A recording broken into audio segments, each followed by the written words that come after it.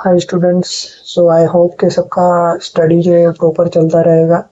And मैंने अभी recently एक शॉर्ट्स डाला था जिसमें मैंने बताया था कि अगर आपका ऑडिट का पेपर क्लियर नहीं हो रहा है तो क्या करना चाहिए। सो ये वीडियो में उसके लिए ही बना रहा हूँ।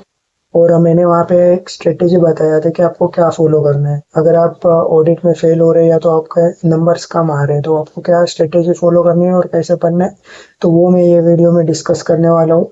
ये सीए फाइनल और सीए इंटर वालों लोग के लिए भी हो सकता है, but mainly I am concentration on CA final students. So आपको क्या करना है, सबसे पहले एज यू ऑल नो कि अपना जो ऑडिट का पेपर है वो 30 और 70 मार्क्स ऐसा करके 100 मार्क्स पूरा ऑल ओवर होता है। सो आपको 30 मार्क्स जो एमसीक्यू है उसमें आपको टारगेट करना है कि आपको 25 आए। और बाकी का जो रिमेनिंग 70 मार्क्स का है वहां से आप टारगेट के लिए जितना हो सकता है उतना आप ला सकते हो वहां से डिस्क्रिप्टिव क्वेश्चन से। बट एमसीक्यू का जो पोर्शन है वो काफी मैटर करता है एज पर जो मैंने एक्सपीरियंस किया है। अगर मैं भी क्लियर हुआ था तो मैंने एमसीक्यू में ज्यादा फोकस किया था rather than descriptive.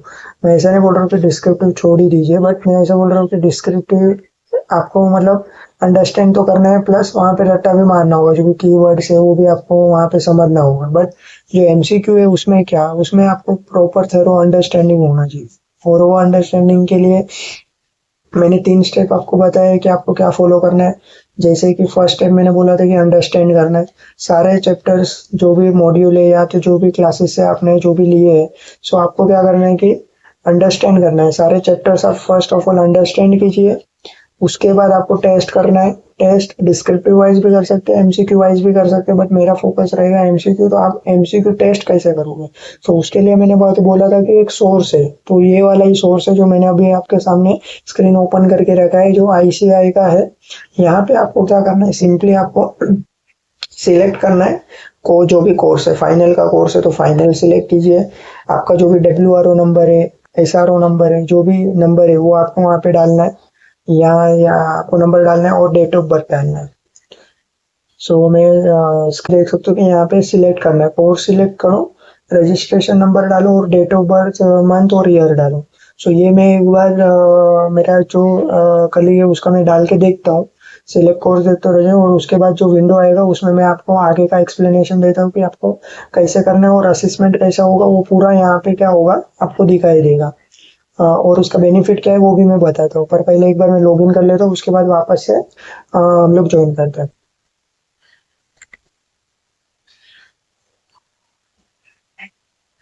So guys आप देख सकते हो कि मैंने अभी लॉगिन कर लिया है।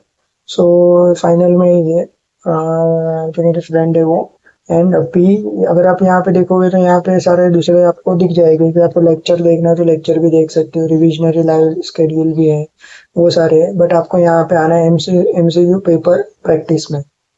ठीक है, ये आप जैसे ओपन करोगे तो यहाँ पे आएगा, ये देखो जैसे कि मेरी फ्रेंड ने एडवांस ऑडिटिंग एश्योरेंस के टोटल कितने एमसीक्यू है, 221 एमसीक्यू है। उसमें से उसके 52 अभी मतलब उसने पूरा अभी तक दिया नहीं है, मतलब 220 में से जितने भी उसने स्टार्ट किया है उसमें से उसने अभी तक 52 डाला हुआ है। ठीक है, 23% कंप्लीट किए हैं। करेक्ट उसे कितने हुए, 52 करेक्ट हुए। अभी उसका पूरा हुआ नहीं है इसलिए यहाँ पे 52 दिख रहा है। वो भी सिनारियो भी चालू है, उसका टेस्टिंग चालू है। सो आप सिंपली यहाँ पे आके क्या कर सकते हो, चैप्टर वाइज कर सकते हो। स्टार्ट न्यू प्रैक्टिस सेशन अगर आप करते हो यहाँ पे, सो यहाँ पे आपको एमसीक्यू असेसमेंट दिखा है और केस सिनारियो असेसमेंट दिखा है। एमसीक्यू असेसमेंट में अगर आप जाओगे तो यहाँ पे देखो advance auditing assurance chapter wise करने हैं। और यहाँ पे आके चैप्टर वाइज आप सिलेक्ट कर सकते हो कि जो भी चैप्टर आपका हो चुका है वो चैप्टर यहाँ पे सिलेक्ट कीजिए। और सिलेक्ट एमसीक्यू लेवल भी यहाँ पे रहेगी, जैसे कि अभी अगर मैं जाऊँगा क्वालिटी कंट्रोल के अंदर, ठीक है, इसके अंदर जाने के बाद इधर मैं सिलेक्ट एमसीक्यू लेवल करूँगा। सो इसमें भी सिंपल, मीडियम और डिफिकल्ट सब आ जाएंगे। तो सिंपल, मीडियम, डिफिकल्ट आपको लगता है कि मेरे को तीनों सिलेक्ट करने हैं तो आप तीनों कर सकते हैं, सिंपल से स्टार्ट करना है तो सिंपल से स्टार्ट कर सकते हैं। और ये यहाँ पे जाके आप क्या करो, सिंपली एमसीक्यू क्या करो, प्रैक्टिस कीजिए। आपका जो भी अंडरस्टैंडिंग हुआ है उसके बाद अगर आपको टेस्ट करना है कि मेरा में जो भी अंडरस्टैंडिंग हुआ है प्रॉपर है कि नहीं, तो यहाँ पे आके आप क्या कर सकते हो, उसको टेस्ट कर सकते हो अंडरस्टैंडिंग को, क्योंकि एमसीक्यू जो है वो इंस्टीट्यूट ने अच्छे से बनाया हुआ है पूरा। सो यहाँ पे आपका अंडरस्टैंडिंग पूरा चेक हो जाएगा। काफी सारे अब जो अभी आप क्लासेस में बुक्स दिए हो, बुक्स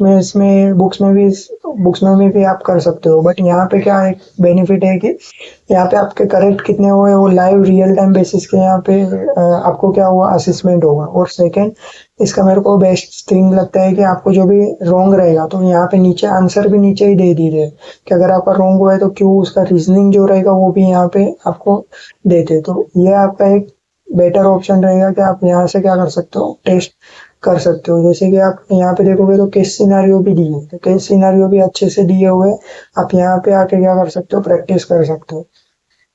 सेकंड बेनिफिट होगा कि अगर आप रॉन्ग हो रहे हो तो आप जब सेकंड रिवीजन या थर्ड रिवीजन कर रहे हो तभी आपको कौन से पॉइंट्स पे आपको ज्यादा फोकस करना है, वो अगर आप यहाँ से अगर आपने ये सोल्व किया होगा तो आपको पता चल जाएगा कि मेरे को कौन से पॉइंट्स है जहाँ पे मुझे क्या करना है, रिमेम्बर करना है, या तो मुझे ये अच्छे से नोट डाउन करके रखना था कि आप लास्ट डे को भी वो चीज़ क्या करो, प्रॉपर रिवीजन करके जाओ ताकि आपको भूलो नहीं। देखो ये पूरा यहाँ पे क्या दिया है, केस सिनारियो दिया है, अच्छे से दिया है, आप यहाँ पे आके सॉल्व कर सकते हो अपना जो भी अंडरस्टैंड किया है चैप्टर वाइज वो है, यहाँ पे आके पे आप क्या कर सकते हो, टेस्ट कर सकते हो प्रॉपर अंडरस्टैंड हुआ है कि ना।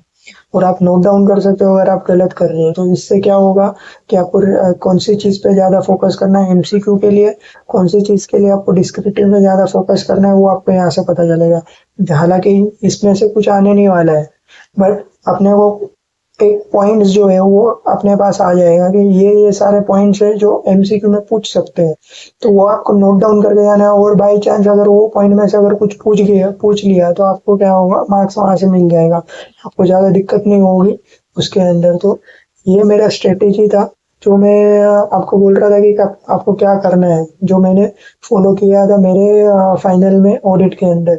सो आप भी फॉलो कीजिए और ये टेस्ट करो और रिवीजन करो, तो ये तीन चीज अगर आप करते हो तो उससे क्या होगा कि आप क्लियर होने के चांसेस आपके ज़्यादा हो जाएंगे। एटलीस्ट 55-60 तक आप ऑडिट में अच्छे मार्क्स ला सकते हो, एटलीस्ट पास तो हो ही जाओगे अगर इतना कर लिया तो। अंडरस्टैंड करना है मॉड्यूल में से या जो भी आपको पूछ दिया है वो टेस्टिंग करना है, एमसीक्यू टेस्ट करो, एमटीपी के क्वेश्चंस पेपर है वो आपको टेस्ट करने हैं। और जितना आप प्रैक्टिस करोगे उतना आपको ये जो ऑडिट का पेपर है उससे आप हो गया, आप खाली पढ़ते जा रहे हो तो उससे कुछ नहीं होने वाला। आपको पढ़ने के बाद अंडरस्टैंडिंग करने के बाद खुद को टेस्ट भी कीजिए। तो वही चीज मैं बार बार मतलब रिपीट कर रहा हूँ, और ये आप फॉलो कीजिए, आपका ऑडिट के पेपर में बोलता हूँ कि आपका निकल जाएगा, ऑडिट में ज़्यादा दिक्कत नहीं आएगी।